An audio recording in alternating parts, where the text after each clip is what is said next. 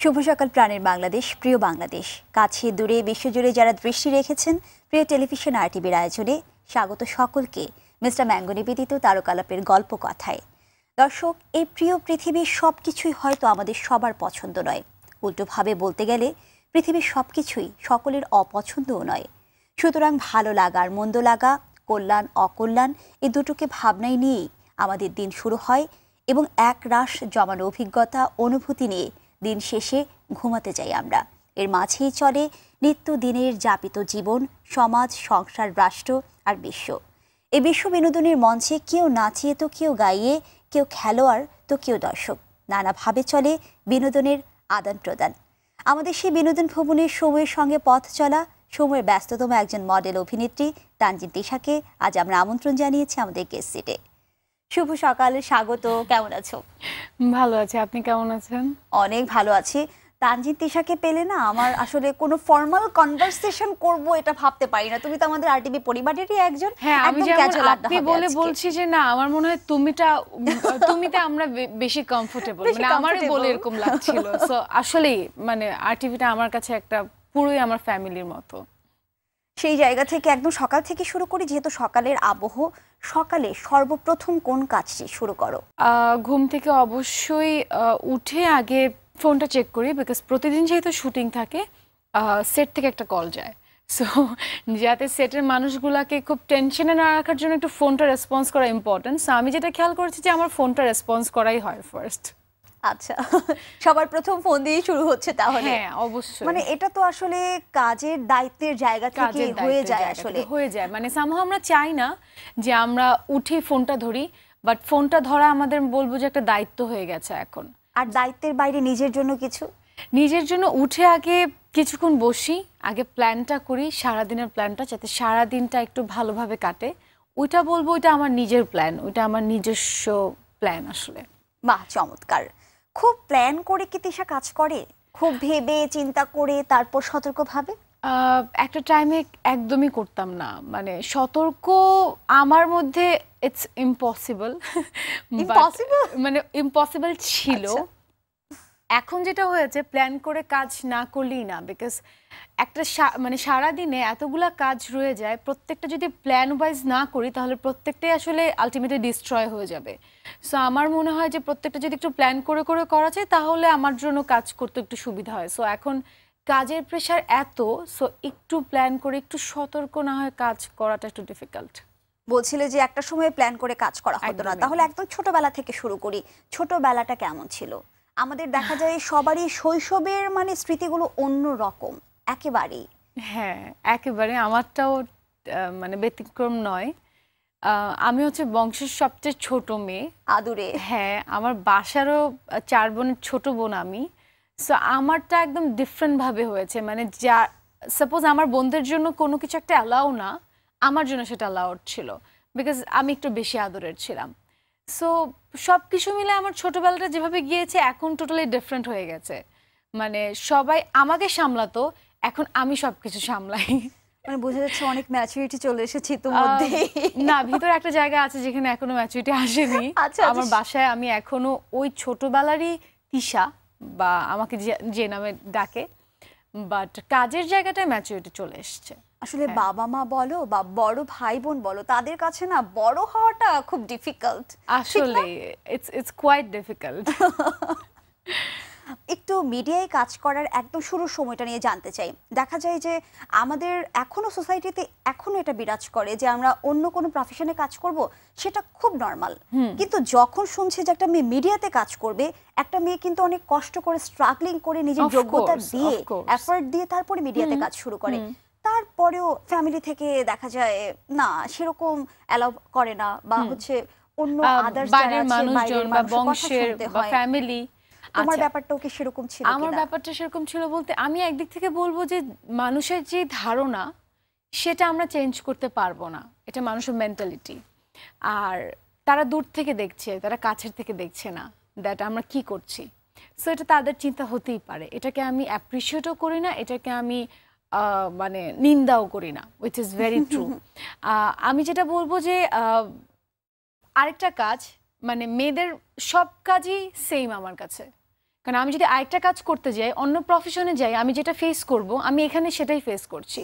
আমার মনন দিয়ে, আমার যদি বলি দায়িত্বশীলতা দিয়ে কাজ করাটা জরুরি, সেটা যে কোনো মাধ্যমেই হতে পারে। Of course, and you have to choose, তুমি কি রং ওয়েতে যাবে নাকি তুমি রাইট ওয়েতে যাবে। সো আমার কাছে ব্যাপারটা এরকম ছিল। আমার ফ্যামিলি আলহামদুলিল্লাহ, আমি এত সাপোর্ট পেয়েছি। বাবা মায়ের কি শুরু থেকেই সাপোর্ট ছিল?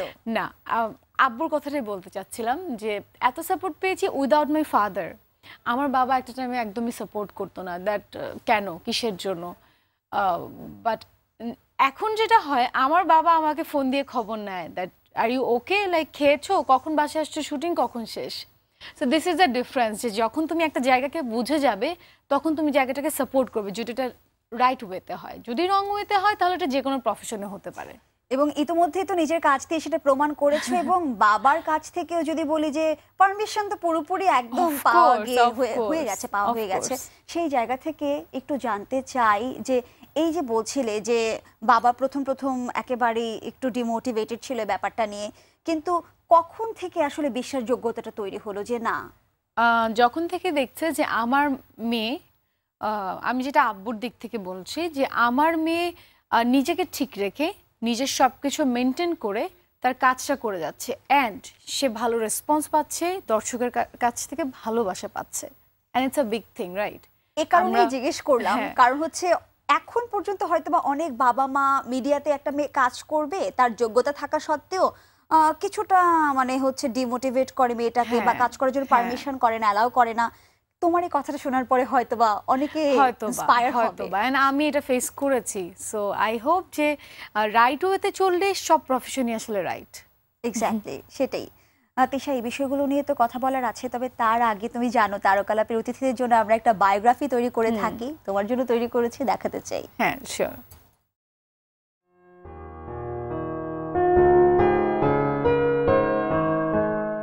বর্তমান সময়ে শোবিজ অঙ্গনের অন্যতম জনপ্রিয় মডেল ও অভিনেত্রী তিশা। পুরো নাম তানজিন তিশা। 23 মে ঢাকায় জন্মগ্রহণ করা এই অভিনেত্রীর বাবা মোহাম্মদ আবুল কাশেম, মা উম্মে সালমা। পরিবারে 4 বোনের মধ্যে সবার ছোট তিশা। একাডেমিক শিক্ষায় তিশা একটি বিশ্ববিদ্যালয় থেকে উচ্চতর শিক্ষা গ্রহণ করছেন। 2012 সালে মডেলিংয়ের মাধ্যমে শোবিজ ভুবনে তার পথ চলা। এরপর একে একে কাজ করেছেন অসংখ্য বিজ্ঞাপনে।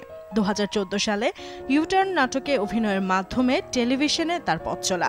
তারপর থেকে অসংখ্য একক নাটক, ধারাবাহিক এবং টেলিফিল্মে অভিনয় করেছেন। তার উল্লেখযোগ্য নাটকের মধ্যে রয়েছে ইউটার্ন, এ শহরে কেউ নেই, ডেড সিন, তোমাকে রাখা সম্ভব না, ছেলেটা বেয়াদব, বোন, প্রেম ছবি, জীবন, গহীনে, একটি পূর্ণদৈর্ঘ্য প্রেম, চশমায় লেগে থাকা ভালোবাসা, লালাই, ছেলেরাও কাঁদে ইত্যাদি। এরই মধ্যে তার অভিনীত প্রথম চলচ্চিত্র তুমি রবে নীরবে মুক্তি পেয়েছে। পাশাপাশি বেশ কিছু দর্শকনন্দিত মিউজিক ভিডিওতে কাজ করেছেন তিনি। এছাড়াও টেলিভিশনে বেশ কিছু দর্শকনন্দিত ফ্যাশন ও লাইফস্টাইল বিষয়ক অনুষ্ঠান উপস্থাপনা করেছেন তিশা। কাজের স্বীকৃতিস্বরূপ অর্জন করেছেন মেরিল প্রথম আলো পুরস্কার, সাকো টেলিফিল্ম অ্যাওয়ার্ড সহ বেশ কিছু সম্মাননা। আমাদের আজকের অতিথি এই সময়ের জনপ্রিয় ও ব্যস্ততম মডেল ও অভিনেত্রী তানজিন তিশা।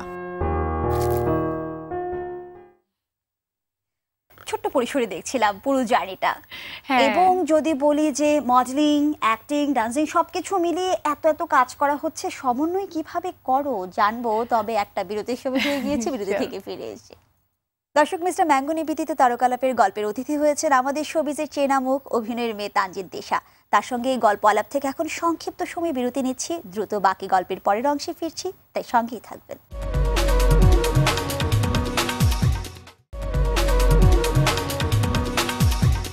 দর্শক, মিস্টার ম্যাঙ্গো নিবেদিত তারকালাপে আজ অতিথি হয়েছেন কাজ দিয়ে, অভিনয় দিয়ে, মডেলিং দিয়ে, এরই মধ্যে অনেকের কাছে ভীষণ রকম জনপ্রিয় হয়ে ওঠা মডেল অভিনেত্রী তানজিন তিশা। ফিরছি গল্পে, ফিরে এলাম আবারও। সেই যে গুজব থেকে চলে গিয়েছিলাম বিরতিতে, সেখান থেকেই শুরু করি। হ্যাঁ, তখন আসলে এই ব্যাপারগুলো কিভাবে হ্যান্ডেল করো? আচ্ছা, ব্যাপারগুলো দেখা যায়, আমি কেন তোমাকে আস্ক করছি, অনেকে দেখা যায় অনেক বেশি ডিজার্টেড হয়ে যায় ব্যাপারগুলো আসার পরে, বা যে কোনো রিউমার ওঠার পরে, বা দেখা যায় অনেকে গিভ আপ করে। তুমি কিভাবে হ্যান্ডেল করো? সত্যি কথা বলতে, যেটা বললাম, আলোচনা আর সমালোচনা ছাড়া আসলে মানে সেলিব্রিটি হয় না, উইচ ইজ ভেরি ট্রু। এটা মানুষের কথা, এটা আমি খুব ডিসঅ্যাগ্রি করতাম একটা টাইমে। বাট এখন I feel that it's very normal. একটা মানুষ যখন পর্দায় থাকবে তাকে নিয়ে মানুষ কথা বলবে, সেটা আলোচনা হতে পারে, সেটা সমালোচনা হতে পারে। সো একটা টাইমে আমি খুব ডিসহার্টেড আমিও হয়েছিলাম যে কেন এটা নিয়ে কথা হচ্ছে বা কেন এটা নিয়ে এত বাজে কথা বলছে।